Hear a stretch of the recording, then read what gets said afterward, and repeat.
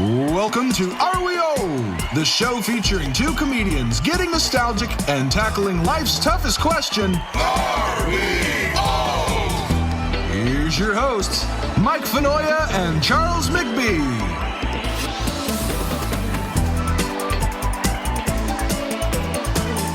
What's going on, everybody? I'm Charles McBee. And I'm Mike Finoia. And this is Are We Old? Welcome.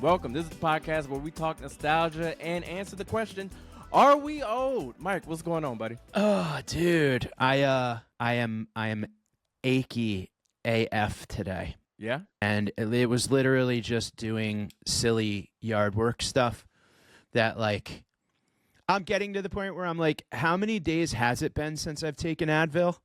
Where literally, like, I'm like, I probably shouldn't do this every day. Yeah, that's a key thing right there, because there's been times where I have legit used Advil as like it's a multivitamin, and I'm like, this isn't okay. Like, I have to tell myself, hey, yep, Charles, that's not okay, and then go, oh, I shouldn't just do this. Yes. Yeah, that's a thing. So I'm trying to fight through the pain and not Advil it up, but I'll probably take some right when we're finished. Yeah. And then there's the flip side of that is, fuck it. Just take Advil. We're all gonna die. Why be in pain? Just take the Advil. It is what it is. Folks, if you are enjoying the podcast, rate and review and subscribe. It goes a long way. We really appreciate it. And then join us on patreon.com/Are We Old Podcast. And we want to hear from you guys. So anything that we're chatting about, send us your thoughts. Send us your messages. Send us some stuff you want us to talk about. areweoldpodcast@gmail.com. Buddy, do you ever think about the fact that 30 years ago was the 90s? Like, it's kind of insane. Yeah, that's not okay. No. That's not okay. 30 years ago. I feel like for me, I skip all of the mid to early 2000s when I'm thinking like when you say 2000s, I don't even it's not, there's 2 decades within, and then some change within our current millennia, but within our current 2000s era, and I'm just like, wait, what are you talking about? The 90s was like 10 years ago. No, dude, no, it's 1994 was 30 years ago. It's just insane. I'm approaching my 30-year high school reunion. If I wouldn't, I'm probably not going to go. I never went. That's what Facebook is now, right? Me neither. I've never gone to a reunion. I don't have any interest. None. Like, zero. God bless everyone I went to high school with. I love you all, and I hope you're all doing great. But I know too much already, you know? I saw your pictures from the Cape. I saw, Taylor's first swing at his middle school. I know more about your kids than I know about my nieces and nephews. So what do we got to do? Right? That's an interesting point. I don't need to know anything else. There's really no reason to have high school reunions anymore. We've never, if anyone you've needed or wanted to keep in contact with, you could have. No matter where you are in the world, you've kept in contact with them if you wanted to keep in contact with them. So there's no showing up and going, I wonder what Trevor has been up to. I wonder how he looks. It's like, what are you talking about? Every intimate detail. You know what he had for breakfast. He got 3 divorces. I know the whole story.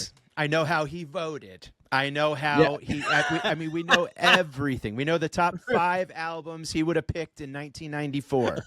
We know all of it. Yes, exactly. Social media has literally and it's when you can't sleep or you're taking a shit that you search these people. I have a high school reunion every single time I take a shit. There you go. Which is appropriate. Yes, because that's where it belongs. If you knew my high school experience, that's appropriate. That would be the appropriate time to check up on. I go, I wonder where Tom's been lately. And I look and I go, great. Tom and I just had a reunion and he doesn't even know about it. Yeah. I genuinely have no interest in catching up with like acquaintances from 96 and 97 at like a brewery. Yeah. I don't care. And I'm sure once I was there, I'd go, this is incredible. I'm glad I came. But getting there and leading up to it and saying yes and the planning and the blah, blah, blah, I want nothing to do with it. I can only see my classmates or the people, I can only see them as they were back in high school. Yes. Because like I said, That's a great point. The ones that I've kept up with, and it's few and far between, mind you, because I've actively not wanted to keep up with probably most of the people that I went to high school with. So the people that I kept up with, a lot of them, because we're on the same page and we're cut from the same cloth, they don't go to high school reunions. Because we kind of all link up amongst each other. It's a small little handful that will check in with each other or whatever. But as far as a actual reunion of the high school, I can only see these people as I did when I was in high school, and I didn't like them. And so there's no rational reason that I would want to see them now, even if they're like changed people and this and that and the third. There's no incentive for me to go and see people that I didn't enjoy when I was there. Yes, you're right. And also, we're stand-up comedians in New York City. Yeah. Right? We work on TV shows. Yeah. We have like such interesting lives. And it's lives that like I would rather sit and talk with 10 comedians or writers that I've never met than everyone I went to elementary school with. That's a great point, and that's something that I think I always have to remind myself of sometimes, because when we're only around each other, it becomes normal, and then you get into the whole like, oh, what am I doing? Or I'm not as big as so and so. I need to be doing more of this or that and the third. But when you step back and you realize that probably 99% of the people that you grew up with or went to elementary or middle school with is looking at you going, what? Mike's doing what? Oh my God. And can't even conceive of you. Meanwhile, I'm going, I suck. I got to drive for Amazon. Like, yeah. Like literally just like giving it. I'm like, all right, I'm giving it one more year. Yeah, well, it's always one more year. It's always, all right, one more year. And then that's it. That's it, man. That is it. Now, I want to ask you. Yeah. Because you said there's that small group. Did you hang on to like some buddies all the way through? Like, do you have like a group that you like? I'm very lucky that I do. And I'm wondering, do you have like a group of friends that made it all the way through with you? Oh yeah, there's definitely in all encompassing like childhood friends that made it all the way through. Oh yeah, totally. That's definitely. great. Yeah, gotta have it. It's great, and it's great. It's great to be able to tap in and especially when life really gets to life and just kind of have people that knew you or have this shared core memory of just like when things were, what they were. It's great. It's great to have that. My high school, I think we're very rare in the fact that like a lot of people stayed close, and like a good amount of friends of mine I've stayed in various levels of contact, but some are like my best friends in the world still. And it's amazing how long we've been friends and like the things we've dealt with and went through and all that stuff. And it's kind of interesting when you talk to some people who are like, I don't talk to anyone. Their friend group started with comedy. I'm talking comedians in particular, where it's like some comedians, their only friends are other comics. Mm-hmm. And I'm like, wow, that's weird. Like most of my friends are comics, but I have so many good friends that are civilians.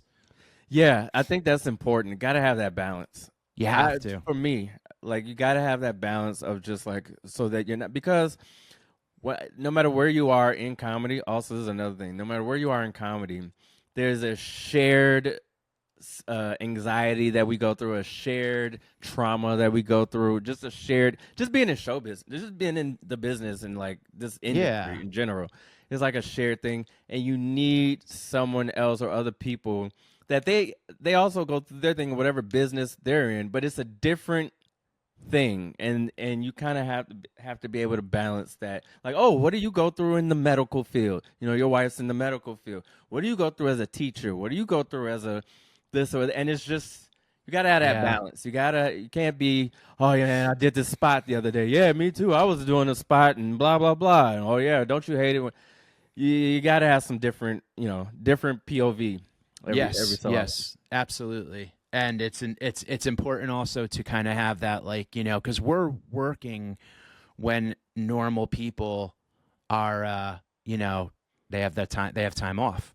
So, I have off when they're at work, and they have off when I'm at work. So, it's impossible to have a normal friendship or life or whatever. So it's very interesting. But I'm very lucky to have had my friends all the way through. Which brings me to a question for you, for the listeners. Is this an Are We Old question? Are We Old podcast at gmail.com. Let us know. Lay it on me. We kind of have these friends that we come up with, right? We have our group, and you get to a certain age where it's like, you guys are probably with me through the end, right? And I have that with my friends, but this buddy of mine was talking about how he's kind of like a bunch of friends. There's one that's just, they got to cut him. Like he's got to go. And they got to like fire a friend essentially. Right. So he was saying like, is this the type of thing? Are we too old at this point to like cut out a friend? You just got to put up with this person now because everyone's intertwined. The wives are friends. The kids are friends, blah, blah, blah. Right. So the whole thing, right, is all built in. How do you, as an adult, break up with a friend? So this is a group thing. It's not just you and individual. And him. Well, no, it's not. It's on me. It's a friend of mine telling me about a friend of theirs. So like, it's him saying they have a buddy that throughout the collective, everyone's kind of brought up this person and been like, Well, yeah, I think that then if that's the case, then it shouldn't all fall on one person. It shouldn't fall on your buddy or your friend to have to like figure out how to, navigate this. I mean, you can collectively just strengthen numbers, go, hey, bro, I don't know what the thing is. I don't know what this guy did to be, cascaded from, I don't know if that's the right word, but to be. I think he just parties like a lot. I think he's just like one of these people that like hangs on to childhood a little too much, and everybody else is like, okay, like we're not, like you came over for dinner. That doesn't mean we're blacking out drunk tonight and telling the same story over 12 times. Yeah. You know what I mean? Where it's kind of this thing of like everything doesn't have to revolve around hanging on to that last shred of, remember this, remember that. It's like, yeah, dude, we went over it last time. So there's a two-part to this because I kind of have a little bit of a soft spot. The one part is I wonder what this guy is dealing with or going through in his life, right? To where there needs to be a void filled, to where he's hanging on to, if everyone is moving on, maybe they got family, careers, or whatever the case, and does he feel that he's lacking in that? So he's trying to desperately hang on to the past because he doesn't want to let go of the fact, or he doesn't want to come to realization of the fact that he's not where he wants to be in life, or he feels stuck, or he feels this or feels that. So depending on the type of guy that he is, it may be a sit down of like, hey, what if he's a real? I mean, if they consider him a friend, that's a good point. It just may be a sit down of like, what's going on, or how are really getting to the root of that. If he's a degenerate and he's just like, coming over and ruining, like hangs, then it could be a sense of just like, hey, bro, listen, this isn't okay, or it's just a check-in. Sometimes people just need to get checked and just need to know that their behavior isn't really appropriate, and you're ruining the vibes, bro. And if you keep ruining the vibes, then you're not going to get the invite. So it's up to you. I think that's kind of the advice I gave too, where it was like this thing of it's twofold, right? Like because no matter how dynamics work with like a friend group, there's always like, I'm your best buddy, you're my best buddy, but we're very close to this pair of best buddies. So like if I need help with something or you need help with something, you're calling me first, vice versa. And those guys are calling each other. And you know what I mean? Yeah. And it's just like pairs of best friends become like a friend group kind of, where that person needs to kind of like get the rest of the group involved and go like, all right, this is going to be awkward, but let's talk about this dude and figure out what we're going to do. And There's make probably like a group chat involved at some point. Yeah, exactly. And, I think it's a thing, too, where it's like, when people are boozing and people are reminiscing and there's new people in the group and it just makes it very awkward and uncomfortable. But it's rough, dude. It's really hard because our time, like everyone's time as we get older is so valuable. We don't have a lot of it. It's not like, oh, tomorrow night will be different. It might not be a year. There's I think his name is Chris Brown, not the singer, but he's a comic. And I'm gonna mess this joke up, but the premise of the joke is time is valuable. Time is so valuable that if someone were to rob me right now, I'd rather they just get to it, reach into my pocket and just take the money and run than waste my time like with a bunch of back and forth. Just take it, go. Just take it because to that point, time is just so valuable. It's a resource that you just can't get back. And it's just like, do not waste I hate when my time is being wasted. I know, dude.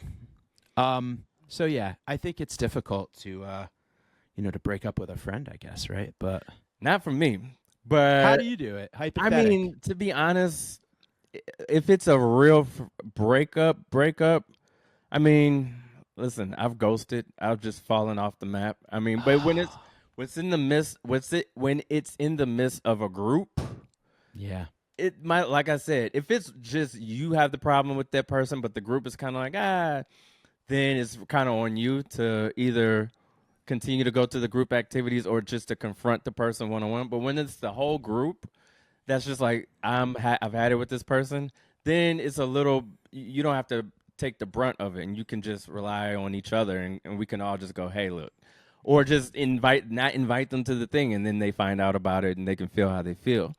For me personally, I don't feel, and this goes both ways. I don't feel anyone owes me their time, and I don't feel like I owe anybody else their time.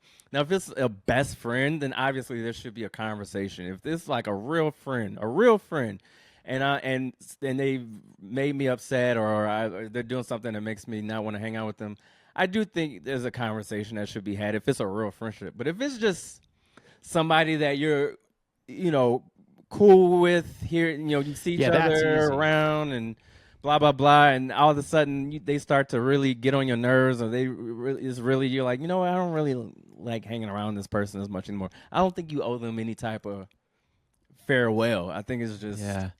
Wouldn't it be nice if we could just go, hey, you know what? I don't like you anymore. Yeah. How cool would that be? That's a great concept. Wouldn't that just be the best if you could just go like, listen, I got to tell you the truth. Like, you bug the shit out of me. Yeah. But I don't want you to stop doing you. Just don't do it around me. Just don't do it around me. Yeah. Yeah. Like, please. I hope whatever you're doing works for you, but it's not work. It's you're rubbing the fabric the wrong way here, man. I also think that, similar to dating, and you're married, so I'll speak from the dating standpoint.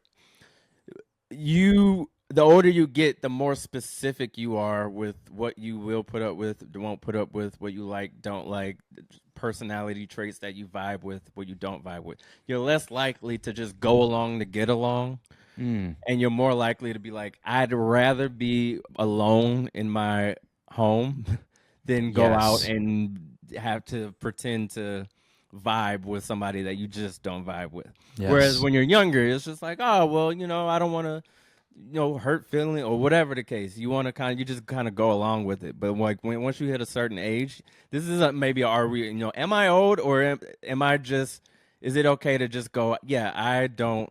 Well, I will tell you that like I think it's an okay thing. I'm old.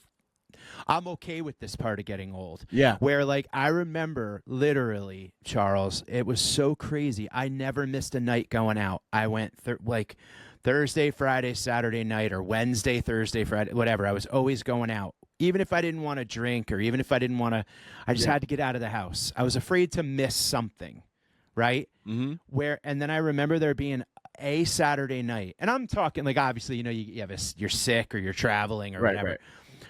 But there was like a good couple of years there where like, even if it was just two of us, went out to the bar, hung out. You never know when you're going to meet a chick, when you're going to, see an old friend, blah, blah, blah. Or I just hated being home. Yeah.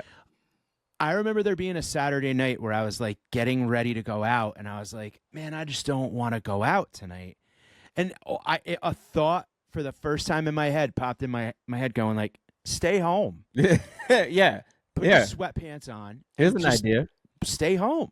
And I go, yeah, And I called my buddy and I go, dude, I got to tell you, I'm not feeling up to it tonight. Like, I think I'm just going to stay home.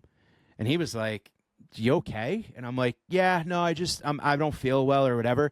And I remember I just went and got like Chinese food and hung home, watched whatever was on TV. Was that the name of the Chinese place? Then it was Pagoda. Never mind. That was a bad joke that we were going to get canceled for. It is not the name. Hung home. Oh, Charles. Well, yeah. Sorry, everybody.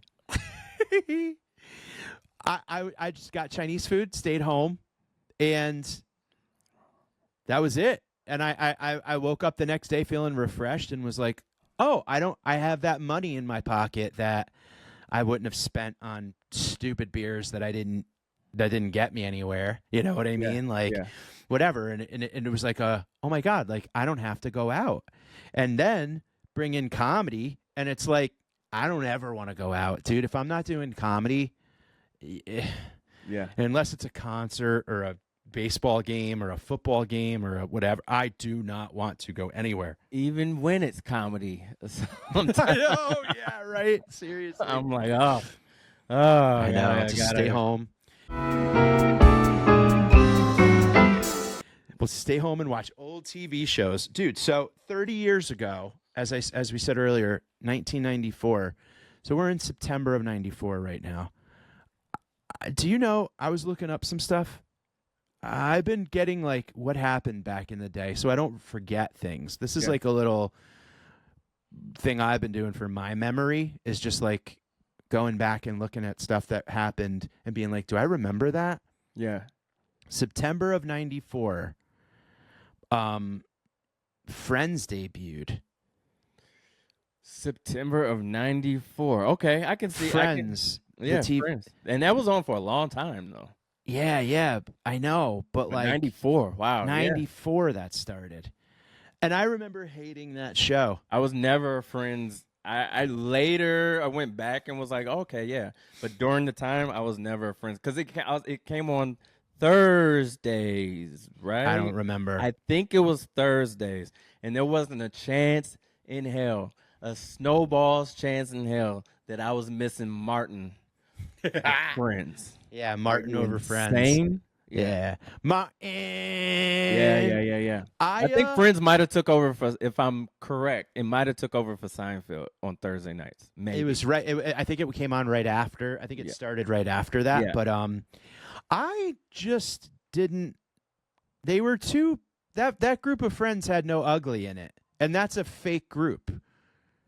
Your friends group's got to have a little bit of ugly in it. It's got to have a little bit of embarrassment in it. A little bit of degeneracy. A little bit of, I mean, really. Okay, Phoebe plays acoustic guitar at the coffee shop. Like, that's your weirdo. Like, Joey's got a duck. Who the fuck? Like, really? Yeah. 6 statues of just gorgeous. Yeah. White. Boring ass, like, come on. Yeah. Give me something in there. Like, bail someone out of jail. You know what I mean? Like, you're making a great point. It was very like I never identify. I never really like understood that. It just seemed too. That was a show where it was like. Now Seinfeld was funny because it was 4 characters that we all can identify with. We've all been George. Yeah. We've all been Elaine. We've all been Kramer. We've all been Jerry. We've all been Newman. Yeah. We've all right. been. I mean, everybody. You know. But the thing is, I don't see Friends and go, oh, that's Dave, that's Sean, that's Chris. Like I don't see that. I'm like, this show is like models hanging out. Friends was for, instead of you watching Friends and going, that's Dave, that's so-and-so, that's so-and-so, you watched Friends and went, I wish my friends, I wish these people were my friends. How cool would it be if I lived in New York and Rachel was my bestie or Monica was my blah, blah, blah. Like instead of it being based in, oh, I can relate to these people, it was, I wish I was these people. I think. Yeah. I just wanted which to is see. which is why so many young dumb kids ended up moving to New York City and thinking That's what it was. That's what it was. Yeah. But sorry, kiddo. Yeah, unfortunately, Friends didn't have the Dominican family screaming at each other next door, or the mice that or like, oh, we have no gas, no cooking gas for 6 months. Yeah, here's a hot plate. Yeah. Where's that episode of Friends? I don't remember. The New York element of Friends is such bullshit, dude. Insane. Where did they live? I mean, seriously, they live in the Boulder, Colorado of Manhattan. Unbelievable. And I don't even remember. I know Ross was a doctor, but I don't remember. I don't think he was. I think he was like a paleontologist or something like that. He'd worked with dinosaurs. Oh, yeah, that's right. Yeah. I don't remember. I know Joey was a struggling actor, so I don't know what the hell. Yeah, so he was like, you're like, oh, could I borrow money? Yeah. Blah, blah, blah. You know, and he was Rachel, like, I think worked for like a magazine, and then everybody else, I don't remember what they did. But yeah, I don't remember. It was just like, what living situation is this? That they can afford this, that this is their life. That no one's fat.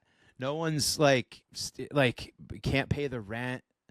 Nobody's like, I don't know, dude. Nobody's like smoking out the window.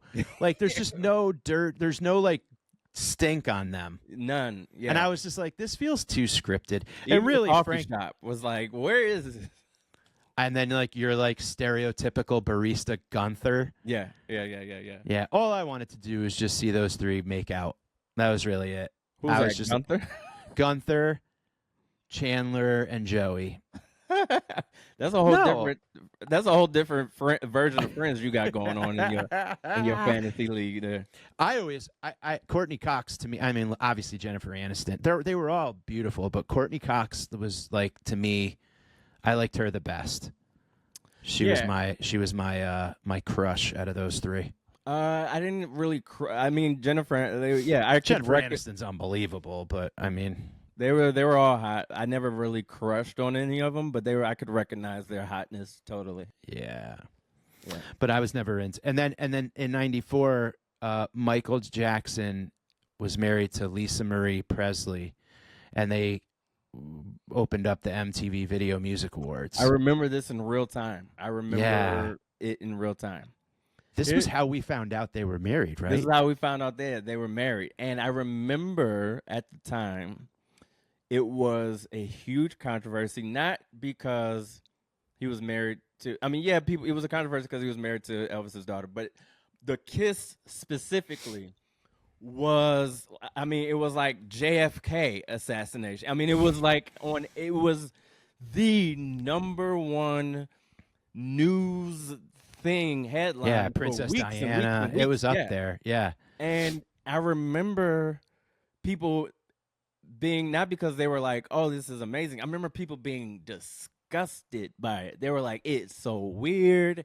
It's so creepy. And as a kid, I just remember going, they fucking, like, it's not like he finger banged her in the opening ceremony. They kissed. I'm like, Yeah, okay, yeah. like I didn't, it was like get over it. But the news back then was just like every night, every day it was like they kissed on TV. What is this, Michael Jackson? I think it was because it was Michael Jackson. It was Of just course, it because was because it was Michael it was just Jackson. because of Michael Jackson. And as much as we adored him as a icon, when it came to him just being a normal person doing normal things like kissing a girl, being in a relationship, we were like, ew, gross. We don't. You're not like a Yeah. person. And also, he was like just in whatever phase of Yeah. transition he was in. I mean, every time you saw him, he was different. It Or was all the above. It was Yeah. all he wasn't. It became Michael Jackson became a figure. Like he transcended any type of like human thing, and he was just like a a a hologram. Yeah, he was a hologram. And so seeing him doing anything humanistic was like weird. And it was like, Yeah. stop it. Please stop. Mary, Lisa Marie Presley, pretty hot. you had a thing for Lisa Marie? No, but she definitely wasn't not hot. But then I don't know. It was just like every. I mean, I'm thinking back to '94, so it was like 15, 14. Yeah. Sure. So I think I saw her. You know what I There was mean? so Like, much in that shirt just now. I was like, yeah, all right, why not? Yeah. But he was weird. Like, I loved the Jackson 5. I loved the Jackson 5 Yeah. as a kid. That was like I played that record till it smoke came out of it. Yeah. And I really loved Beat It and Thriller. And then he got too weird, man. Like, Yeah. I just didn't understand. I just remember seeing him going like, what the hell's happening to this guy? You know Yeah. what I mean? Like, every time you saw him, he was paler and hanging babies out of a window and wearing Literally, a mask. And this double screen could be a before and after of Michael Jackson. Michael Jackson. if you could somehow like mush our faces together, that was like Michael Before, Jackson, Lisa Marie. Thanks. Yeah. Well, I like us when it was you, not me. Oh, okay. Yeah. But yeah, no, he was. It was. I just didn't. At that point, it was just kind of like. Also, I think that like when you're a young kid, like when we were kids, man, you looked at Michael Jackson and it was like, oh my god, dude, like Thriller, and you looked at wrestlers like that. Yeah, Then when yeah. you get to like 15, 14, 15, like I was starting to get to that age of like, who cares? Yeah. You know what I mean? So like when this was happening, I was very like, whatever.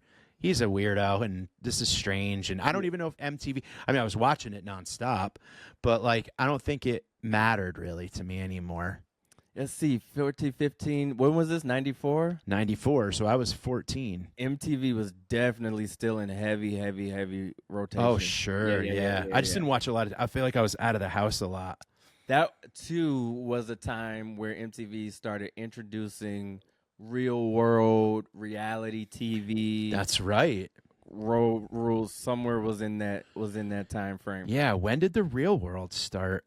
It had to be like 91. 90 something like that. Let's see. Yeah. The Real World season 1 was 92. 1992. Wow, dude. Yeah. That show was crazy. Yeah. Remember that? What was the opening theme? This is the true story. True story of Seven Strangers. Seven Strangers. When people stop being polite and start getting real. The Real World. Yeah, California. Man. And it was like the guy Puck who like was eating peanut butter with his finger and calling. There was a gay guy named Pablo or Pablo. Pablo. Yep. I remember Pablo got mad because Puck shot a snot rocket. Yeah. He goes, he did a snot rocket. Yeah. Yeah, that was serious. Man. How crazy. And that was the beginning of, I mean, dude, Big Brother. Yeah, all that stuff. And all of those, like, basically it was Ring Doorbell.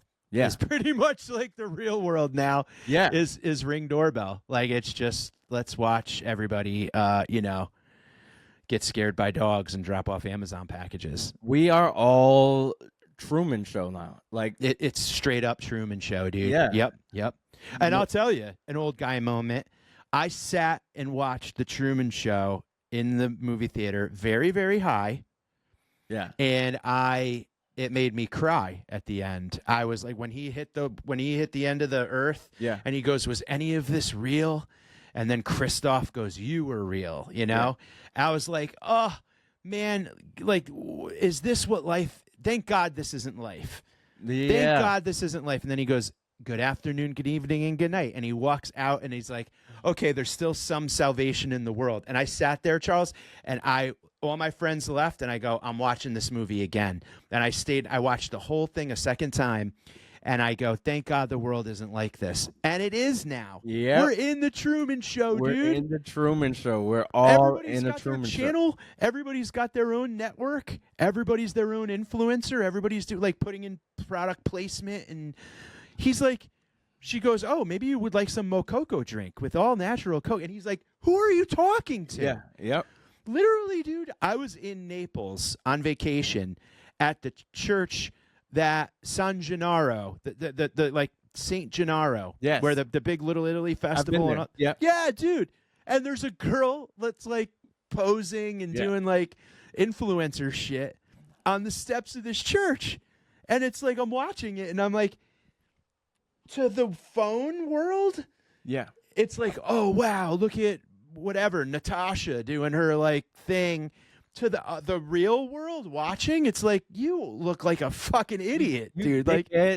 what is wrong with you? You're on a, and I don't give a shit. It's a church, whatever. It's a grocery store. You look stupid. Yeah. Yeah. And we see it all the time in New York. All the People holding time. up traffic, just doing dumb shit. But it's like, bro, we live in the Truman Show. We are all in the Truman Show. And I remember watching that show and being angry.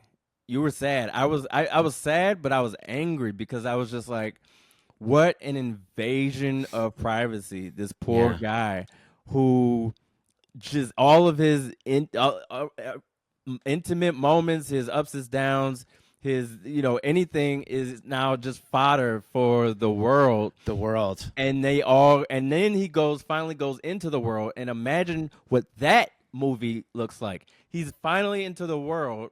He's discovering the world, but they all know him. Mm-hmm. And so he has to navigate that. And we're also in that now.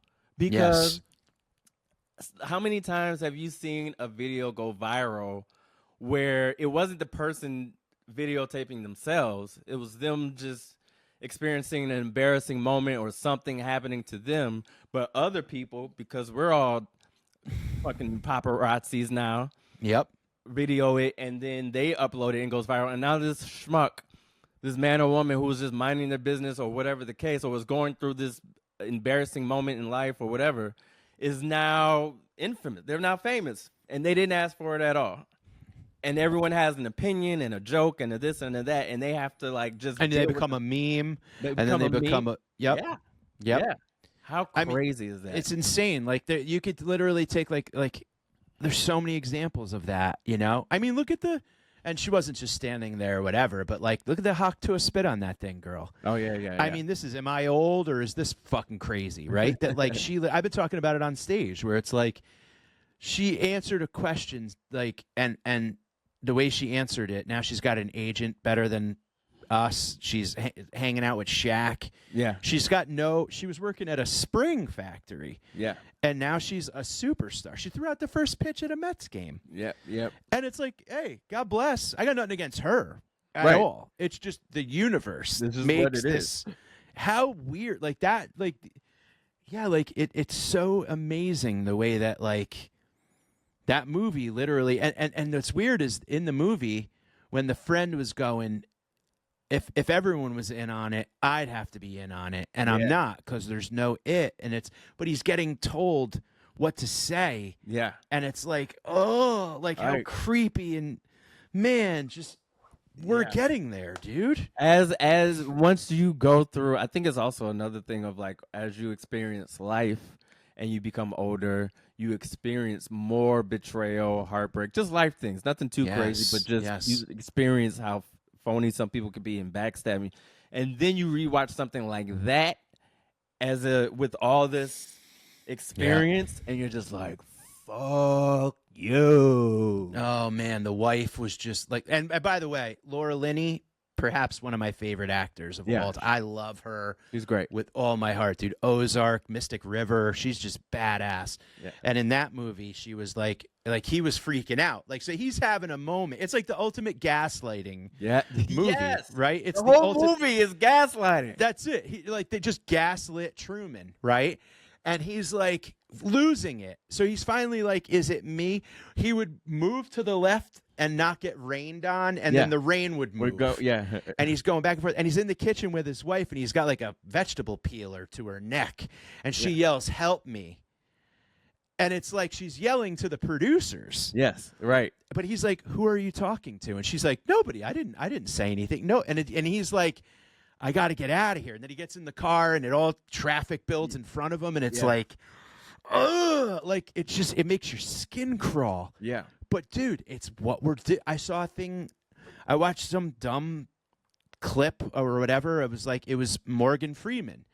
But then the thing goes, I'm not Morgan Freeman. I am an AI bot that blah, blah, blah. And it's just like you could basically take anyone's face and make it say anything and so on. And it was just like, we've crossed over. We are now in we're in the robotic times, dude. Like it was humans, technology, and now it's like, we're petering towards like, you don't know, like how long till like I'm talking to someone on the street and I'm like, oh shit, you're one of the robots. Yeah, that's where we're headed.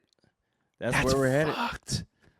Headed. Now, how do you feel about it? Let's talk about it as old folks. I to be honest with you, I don't lose sleep over it. I'm the type of person that literally I take things as they are and I go, okay. Like if I know that there's no singular thing that I can do about it, I just go, well, this is where we are, and hopefully by the time things really hit the fan, I'll be checked out. You know, if I have kids and stuff like that, good luck, kids. You know, hopefully, you know, things work out. But anything that's beyond my control, I just ride the wave. And so that's kind of how I feel about it. I'm like, it's here. AI is not going anywhere. Robots, technology is not going anywhere. We're in Terminator times, you know, and we'll just have to see what happens. Now, it could be to where it's great. We look 100 years from now in some crystal ball, and it's like, oh, my God, look at we cured cancer. We, you know, blah, blah, blah, blah, blah. Or it could be doomsday. I don't know. Yeah. But it's not anything that we can control, so you just kind of go, fuck it. I think the way I feel about it, if you're interested, is I do periodically, I do some psychedelics, and I go, it's a good way to go. Yeah, and I go, it doesn't matter. Like when things start to matter too much, I have to like unplug the router and remember that like literally none of this shit matters. And like we're all nothing and everything all at once, and that somehow helps me like break this down and kind of like understand that like like you said, like that's that peace of mind of like I can't control it. There's nothing I could do about it. And it doesn't have to be the end of the world or the savior of the world. It's just the world's going to keep spinning, and that's all.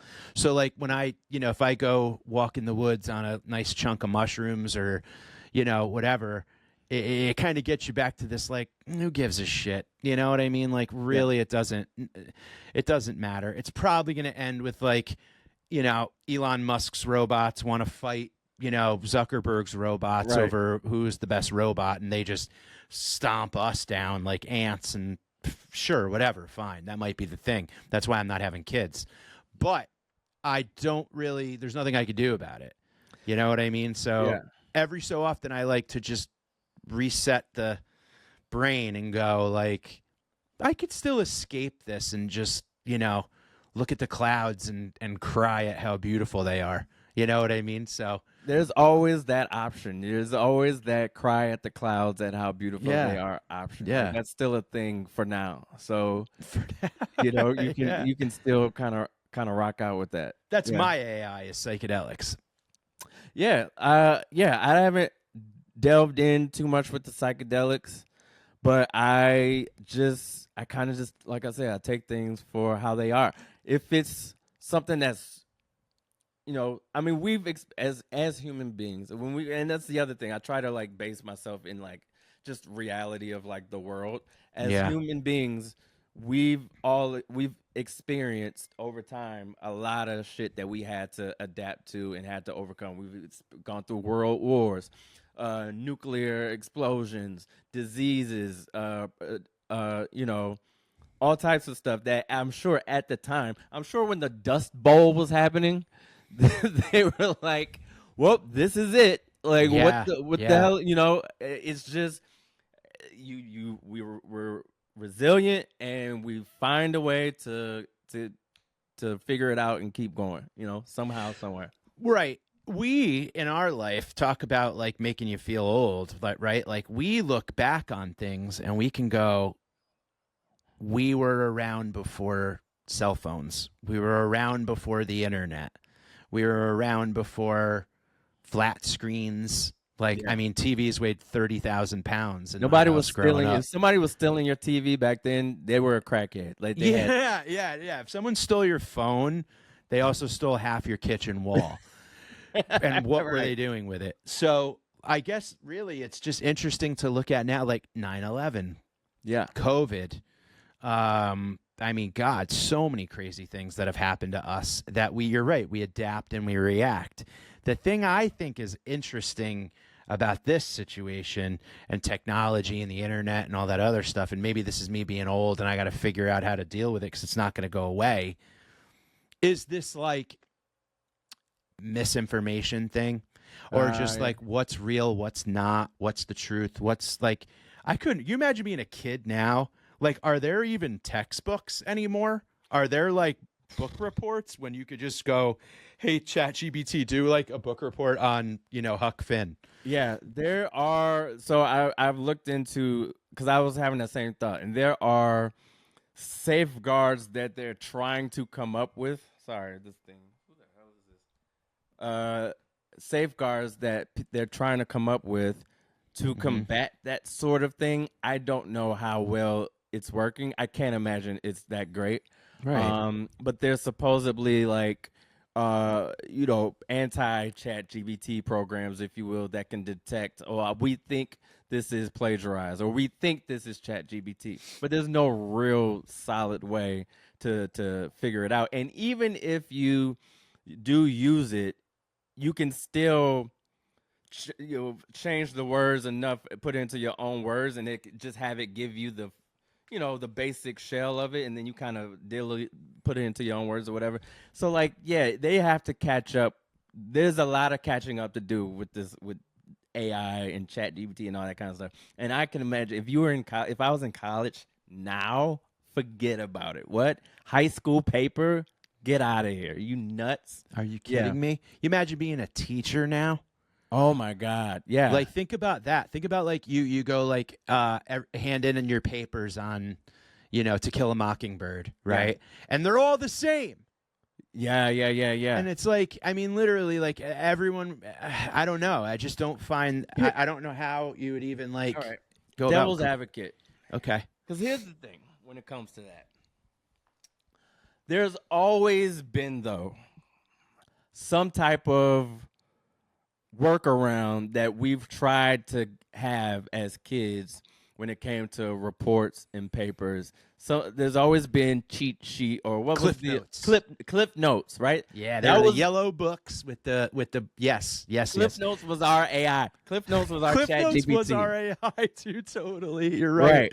Yeah. So there's always been that element. Now, is it on 1,000 now? Yes, but there's always been that some type of thing. You're in college and people are selling papers. I mean, I remember people were selling book reports and selling like thesis papers. Like you could pay some nerd to do, you know what I mean? Yeah. So it's just the next version of that. It's a heightened version, but it's always some version of a cheat sheet workaround type of thing when it comes to that stuff. Bro, Cliff Notes were the best. They're the best. Oh, they were so great. And all you had to do was just change words. That's when I started to really like the English language was how do I make this cheating I'm doing not look like I'm cheating? Yeah. Which was actually sometimes more work than just reading the book and writing the damn report, dude.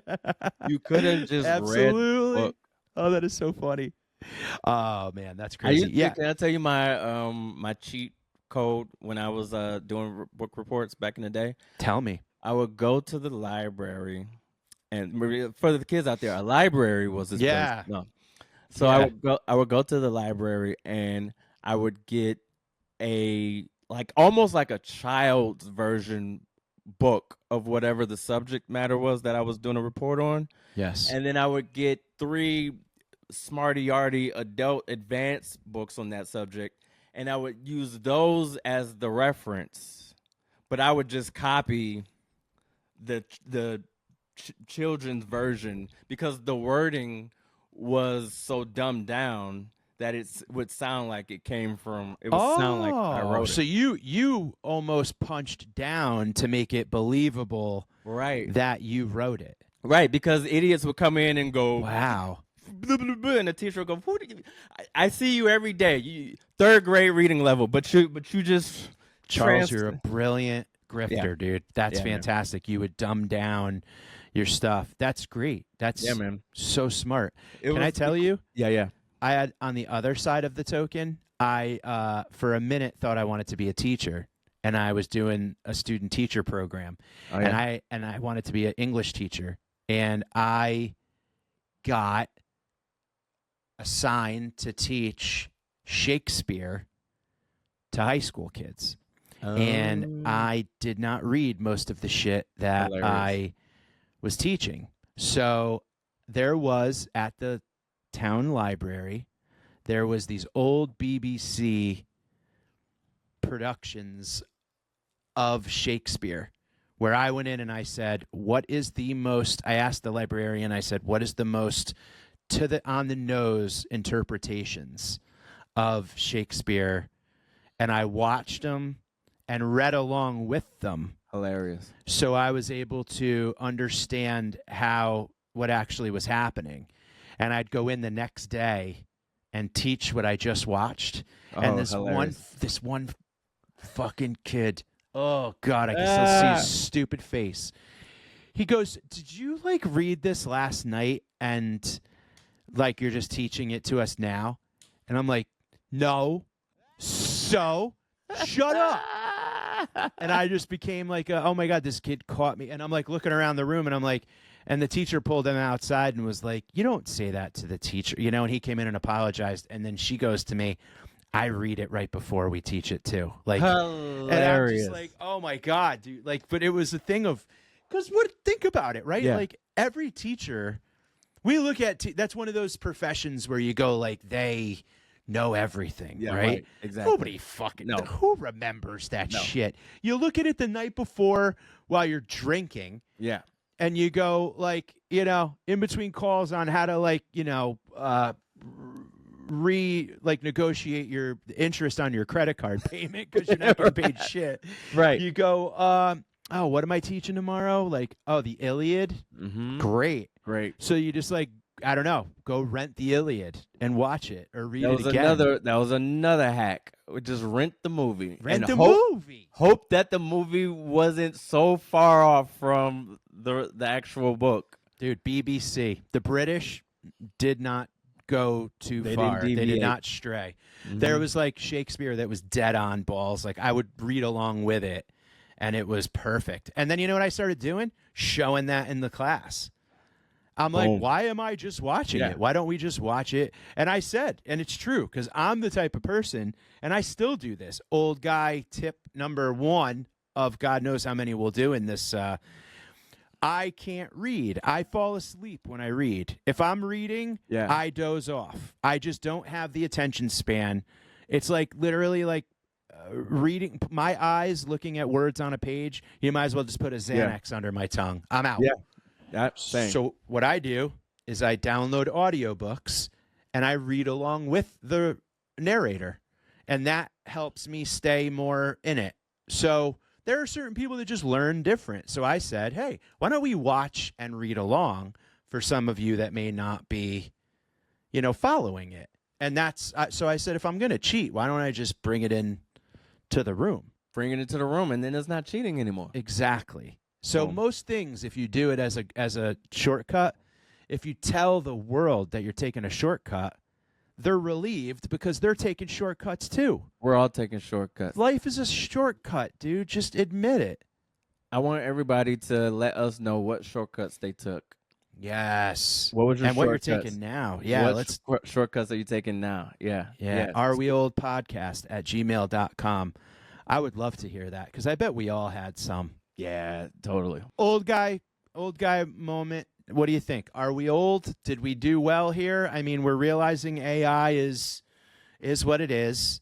And, we have to, whether it's psychedelics or just being okay as you are, it seems, this is life. These robots are going to fight and squash us.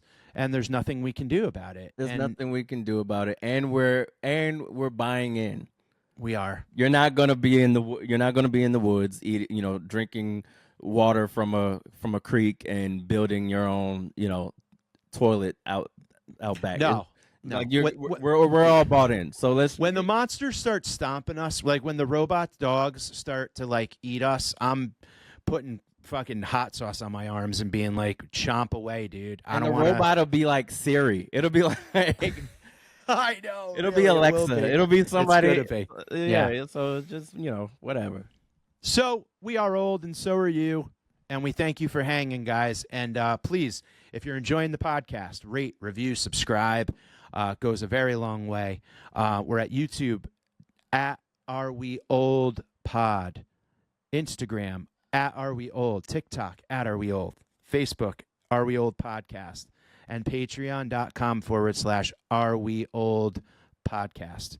Thank you so much, and stay young. Peace.